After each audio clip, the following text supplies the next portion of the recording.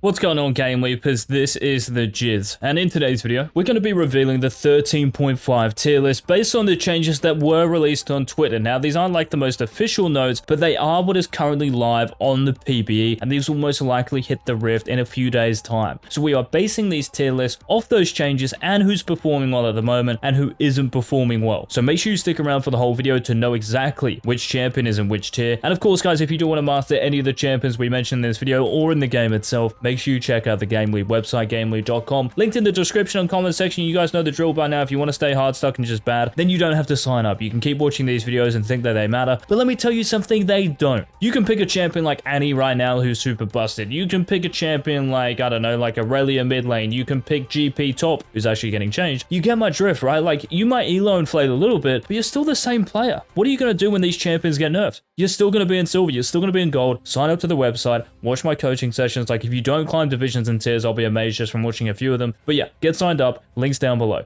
Now let's get into the tier list, and we're going to start in the mid lane. Now, in the mid lane itself, there are a few changes in terms of like items that will be affecting a lot of champions. So first of all, Sarah's Embrace is getting nerfed. So not only are you losing AP from the item, but you're also losing HP as well. So this means that for champions like, you know, Cassiopeia and Nivea Rise, all of these champions building Sarah's, you're going to be worse off for it. Also, Cosmic Drive is the other item getting changed, and this is getting some huge buffs. So the AP is going up to 90. Now, even though you're not going to get any HP from the item, even though it's meant to be like a bruiser AP item, kind of funny, but that's a balance theme for you, this is going to be unreal for champions like Vladimir, maybe Silas. And this is why Vladimir is in low-key broken and Silas has gone up from S tier into most broken tier. And alongside Silas, we have Annie, Cassiopeia, and Aurelia. I don't know, Saris is getting nerfed, so of course, Cassiopeia, you will feel this, but she's so busted at the moment, it's unreal. Even in pro play, right, we're seeing her being blind picked because she is that good. Like, there are a bunch of counter picks to cast, but they aren't strong enough to compete with her, so you can just obnoxiously blind pick her. She's that OP.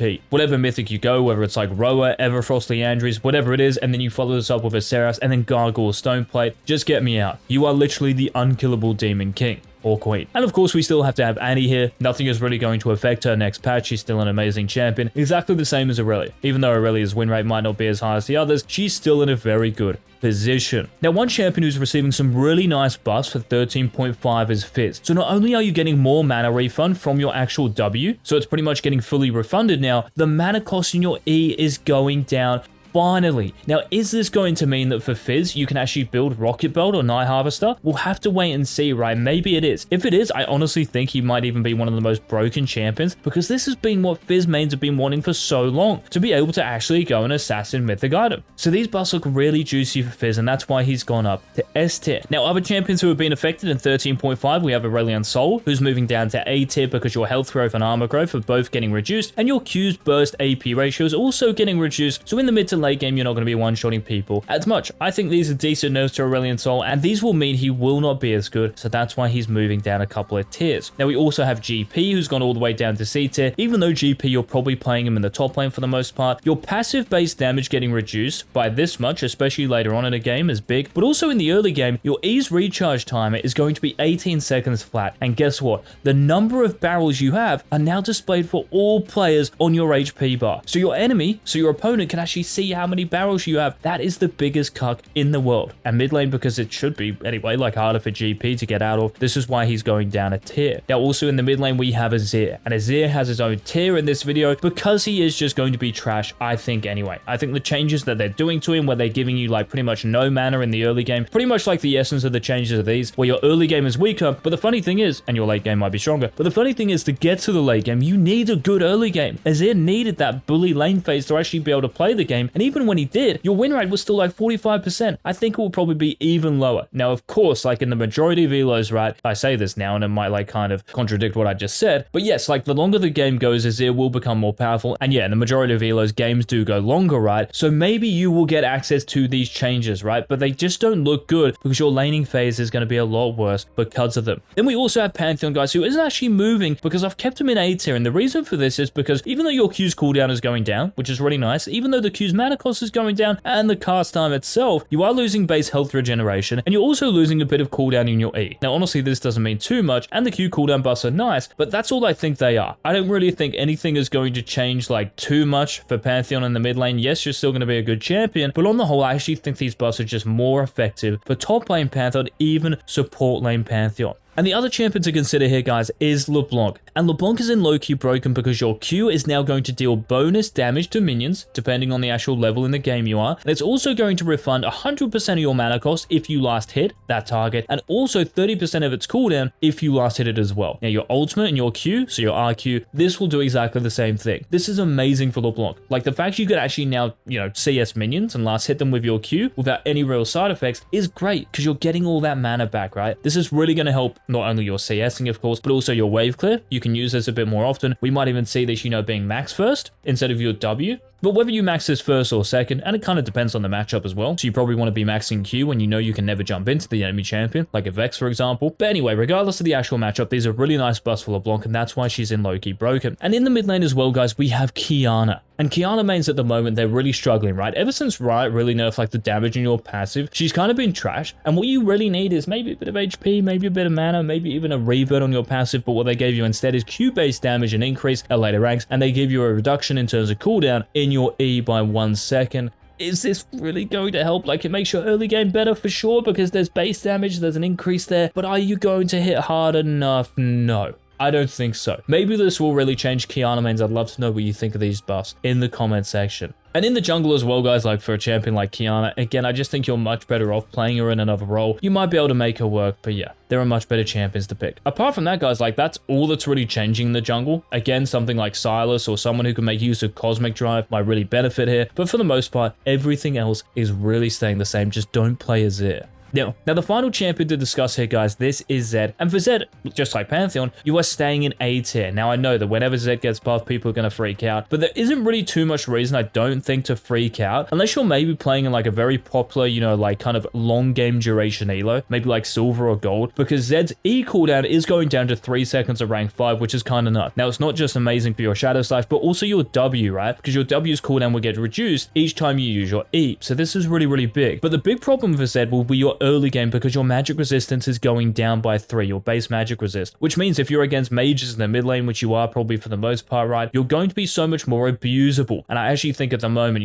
for Zed to get out of the laning phase, it is your weakest point, it's going to be quite hard. And before I just get flamed in the comments for saying that, but it is true. Now moving on here, guys, to the top lane. And for the top lane at 13.5, there aren't really like too many changes. I know the Cosmic Drive changes might be really interesting for a champion like Vladimir and Sylas, but I'm actually keeping them in their respective tiers from last patch, so B tier for Vlad, C tier for Sylas, because the top lane is just too treacherous. I also think this is just like my way of saying if you're going to play these champions, play them in the mid lane. It's so much easier to actually do that, unless of course you have a free lane, right? Like if you see an Ornn, you can just pick Vladimir. If you see something like a Gnar, you can pick Sylas, or Shen, if you can pick Sylas into Shen. There are certain lanes, of course, you can pick them, but in the mid lane, you're just going to have more success, I think. But anyway, let's look at broken. So we have Darius, who's staying here, Jax, who's staying here, Jace, who's staying here, and we have a newcomer, this being Sion. Now, whether you're going like Sunfire Aegis Heartsteel Sion, or Sunfire Aegis, I don't know, like Jack Show Sion, it's actually a really good thing, especially in high reloads. Sion is actually super OP at the moment. The kind of recent buffs that Riot have given him, they've really helped him out, and statistically speaking, across the majority of elos, Sion is really outperforming a lot of top laners, which is why he's in broken tier. Now, as far as champions actually getting changed in 13.5, well, we already talked about Gangplank, right? And this is why GP has gone from broken all the way down to A tier. So again, the fact that people can see how many barrels you have, it's going to be on a flat 18-second cooldown, and we also have nerfs to Grass the Undying that we have to take into account as well. And overall for Grass, it is actually going to be nerfed. So if you are playing a champion like GP, it's not going to be as effective on you. So I actually think if you're playing Gangplank at 13.5, you're really going to feel these changes big time and in a bad way. Now, the other champion getting nerfed in the top lane is Yorick, and unfortunately for Yorick, your E, so the bonus skill damage, this is getting reduced. And it's kind of unfortunate because your E is like the only skill expressive thing in your kit, I guess. Of course, like your W. Okay, that's probably a lie. But we all know that, landing your E on Yorick is the big thing. So why are they nerfing this? This actually takes skill, it takes, like anticipation on the enemy champion's movement. Like you should get rewarded for landing your E. Instead, they're just nerfing the actual damage your ghouls are going to be doing. So that's a pretty big nerf, and this is why Yorick is moving all the way down to B tier. Now, what about champions getting buffed? Well, we've already talked about Pantheon, and this is why Pantheon is going to be in low-key broken. Even though you're losing a bit of health growth regen, this really shouldn't impact you too much in the top lane because I actually think you're going to be more oppressive than the enemy champion. So they'll just be lower HP than you pretty much all the time. You'll be able to spam your Qs until the point where the enemy champion is just killable with your W or diveable. So Pantheon, that's why he's in low-key broken. Now top lane is the actual buff champions. First of all, I want to talk about Aatrox. Aatrox is moving into A tier. Now the buffs don't look huge, right? They're only really going to affect you from level 11 onwards, because that's when your ultimate AD is increasing, right? And also level 14, which is when you'll be putting more points in your W, and then the cooldown and the slow increase, which they're buffing, they'll come into effect. But again, most games in most elos are going to go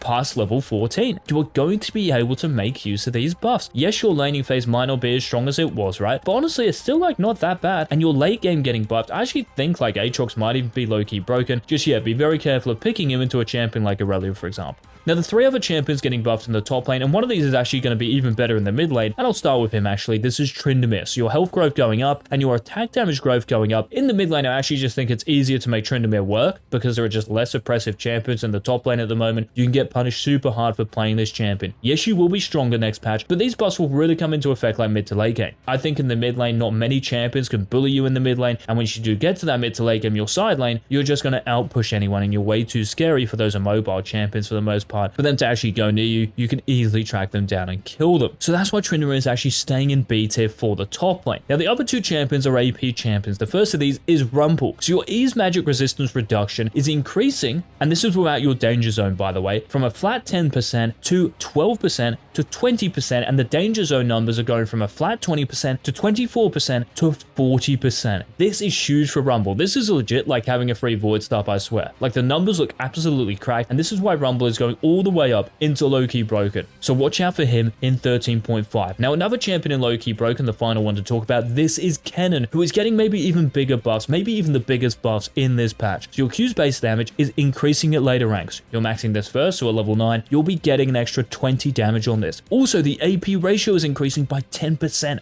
This is massive. This means that when you start getting AP in your kit, so when you start getting like Alternator and then you get Rocket Belt, you will be dealing so much damage. I don't care if you're against a tanky top laner, you'll be shredding them. Also, your E damage, to minions anyway, is increasing from 50% to 65%. Really helps you with your wave clear, right? This is amazing for Kennen. I actually think he's going to be low-key broken. He does very well as well into top laners at the moment who are picked quite a lot. If we think about champions like, you know, Jax and Fiora, you can really cuck them because you're stunned, because you're ranged, you're poked. It's very hard for them to do anything to you, and these buffs I actually think are going to make him OP. Now moving into the jungle, guys, in broken tier, we have Evelynn and Fiddlesticks, same as last patch, and then we have J4 and then Lee Sin. Even though J4 got nerfed last patch in terms of the actual W, so the cooldown and the damage from this, he's still really broken. Like the stats tell us that in every single elo, this guy's an S+ tier champion, like 51-52% win rate, picked and banned a lot, he's got to be here. And alongside him is Lee Sin. Yes, Lee Sin in higher elos, if well, guys, you can do it yourself. You can check the stat website. He is actually like the #1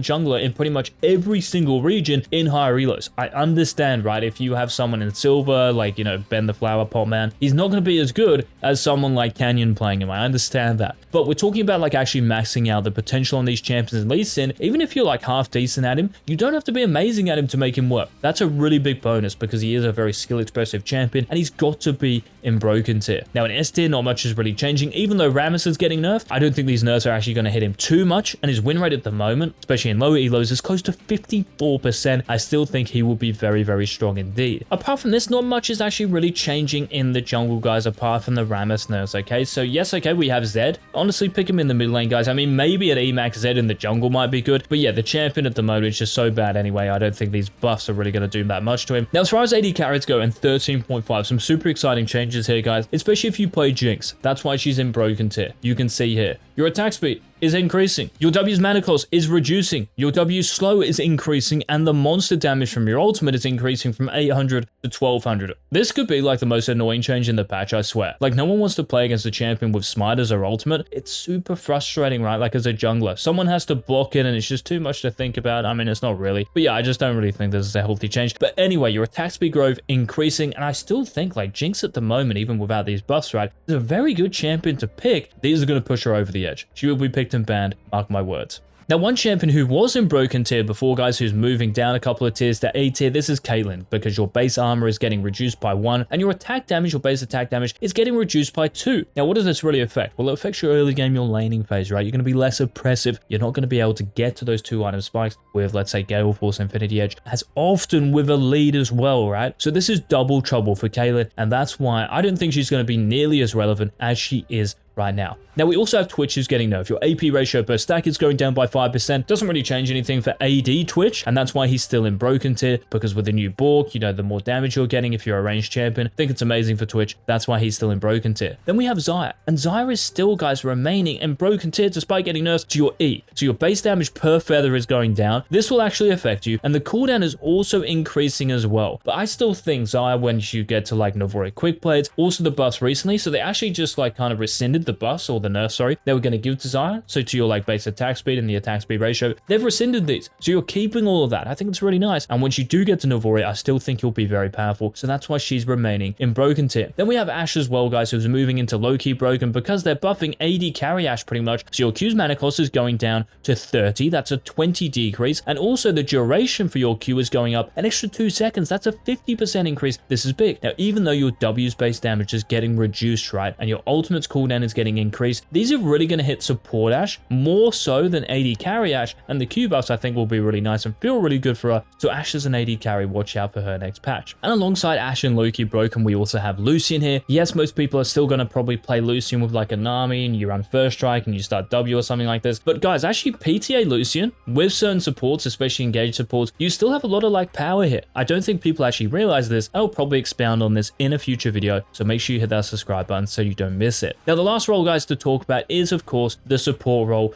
for 13.5. And if you are enjoying these tier list videos, make sure you let us know by leaving a like down below. Now, the broken tier supports for next patch: Annie, Blitzcrank, Nautilus, and the new Yuumi. Oh god, I don't want to talk about Yuumi for too long. But guys, you can direct your ultimate. Your abilities look as if they're going to deal more damage and just be really effective when you're on your best friend, in other words, the AD carry next to you. I think this champion will be picked and banned, and honestly, I think people are going to be calling for her to be deleted. She's just that annoying to balance and play against, and because she's still going to be untargetable, just get me out. Just permaban her. Seriously, I'm calling for her now. Now, in S tier, we have Morgana, Piper, Rakan, Senna, the new Senna. We have Shaco, really good against engaged champions, which are popular at the moment. Taric, same thing. Same thing with Morgana as well. Then we have Thresh because of all the recent buffs. And in low-key broken, keep in mind what I just said, right, about engaged champions being really like the meta at the moment. Renata and Swain. Love it when champions push into them, when they come in close, right? Because Renata's ultimate, let's say, your Q as well, and Swain's in his ultimate, you will destroy them. Now, because of the nerfs to Ashe, guys, this is why she's moving down from broken tier all the way down to A tier. Will still be playable, so don't worry too much about it. And that's literally about it, guys, for the supports. Ashe and Yuumi, yes, the changes. Pantheon might be getting like buffed in the support role, which is why he's actually going up to B tier. A bit more poke in the bot lane. You can poke them down more, right? So your all-ins are just deadlier. There's higher kill threat there. But yeah, apart from that, just make sure you're not playing something like Azir, Caitlyn, Kalista. These are obviously all troll. Play something else. And by the way, can you guys remember me saying the Bel'Veth support was good? Like, we've actually seen Chovy been playing it and going on like massive win streaks and carving up games. Kind of the same as Renata and Swain. Just make sure you're picking her into engaged supports or even engaged team compositions. Amazing pick in the bot lane. So those were, guys, the tier list for 13.5. Any questions, any thoughts, leave them in the comment section. And until our next season 13 upload, this has been it. Peace.